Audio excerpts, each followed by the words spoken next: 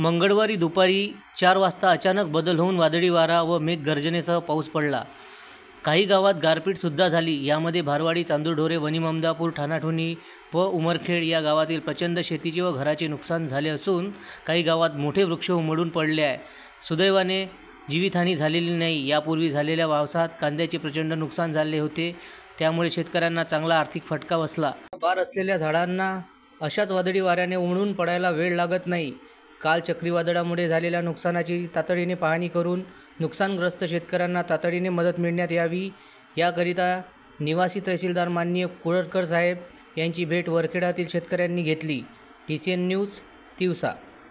या चक्रीवादळामुळे तालुक्यातील वरखेड, भारवाडी, ठाणाठोणी, चांदूरढोरे, वनी, ममदापूर, इसापूर आदी गावातील शेतकऱ्यांचे प्रचंड मोठ्या प्रमाणात नुकसान झाले असून अक्षरशः गुरांच्या गोठावरील 3 पत्रे पूर्णपणे उडाले होते। त्यामुळे बरेच जनावरे सुद्धा किरकोळ जखमी झाले आहेत, तर काही लोकांचे घरावरचे छप्पर उडाले आहे, त्यामुळे त्यांना उघड्यावर पडले आहे।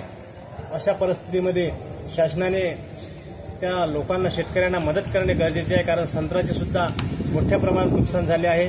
संत्र्याचा आंब्या बहार जवळपास 40 ते 50% पूर्णपणे खाली आला असल्याने संत्रा उत्पादक शेतकऱ्यांचे मोठे नुकसान झाले आहे। त्यामुळे शासनाने याची दखल घेऊन तातडीने पंचनामे करून शेतकऱ्यांना मदत करणे गरजेचे आहे।